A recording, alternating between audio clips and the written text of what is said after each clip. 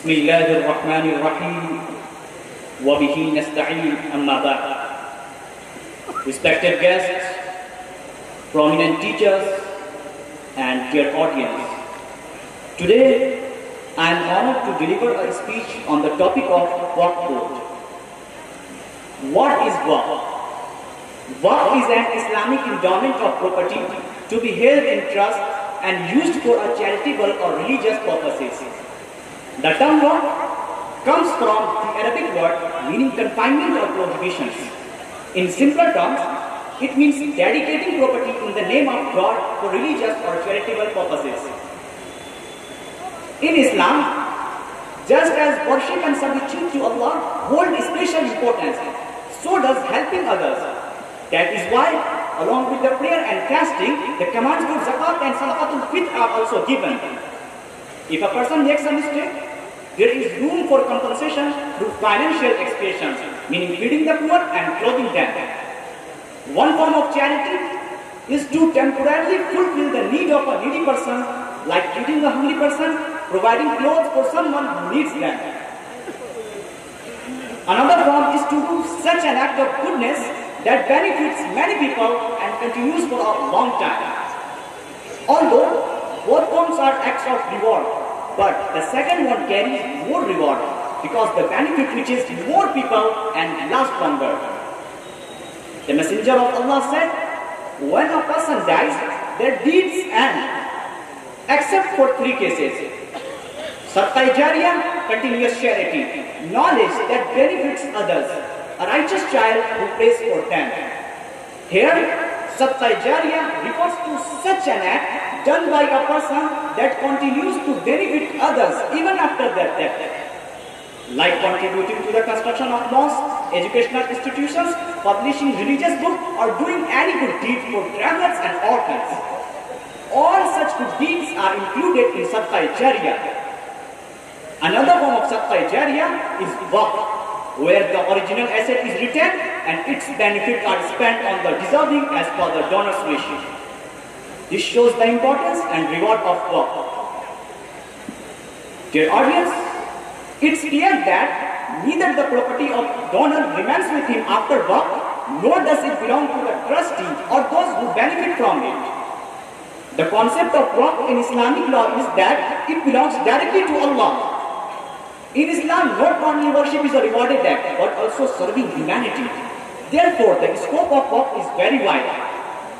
For example, just as endowing things that benefit the poor is valid, so is the Waqf, from which both poor and rich people can benefit. Even creating Waqf for one's own children is correct. Thus, madrasas, mosques, orphanages, charitable organizations for the aid of the poor, religious or modern educational institutions, publishing religious books, and organizations established for such purposes are all Waqf properties. Because of the importance of Waqf, Muslims have always endowed properties for various good deeds. There is a bright history of this in the Muslim community. In India, there are so many Waqf properties that if they were used properly and their benefits given to Muslims, all educational and economic issues of Muslims could be solved. Currently, due to mismanagement, about 50% of Waqf properties are occupied by the government and non-Muslim citizens. It is the duty of the government to protect Waqf properties just as it respects personal and public properties and make their recovery easier and certain by law. However, it is possible for the government to force them to pay rent so that the Waqf's objectives and Muslim interests can be served. Similarly, many government offices and buildings are on Waqf land and their rent should be substantial considering their location. The government should pay rent to the Waqf board for such occupied properties. If appropriate rent is paid to the Waqf board, the education of poor Muslims, support for orphans, care for divorced and widowed women, and employment training for unemployed youth could be easily resolved. And they could be freed from begging in front of the government. Now, the current government wants to amend the Waqf Act considering reducing the powers of the Waqf board with 40 amendments on the horizon. There is a serious concern that these amendments will weaken the Waqf Act and the Waqf boards established in different states will be weakened. If this happens, it will be very damaging to the Waqf properties, and protecting the widespread Waqf properties across the country will become difficult. That is why we Muslims demand the government not to make any amendments to the Waqf Act that would weaken it or make protection uncertain. We clarify our stance that any change in the Waqf Act 2013 that alters the nature or status of Waqf properties or makes it easier for the government or individuals to usurp them will not be acceptable. Likewise, reducing or limiting the powers of the Waqf boards will not be tolerated.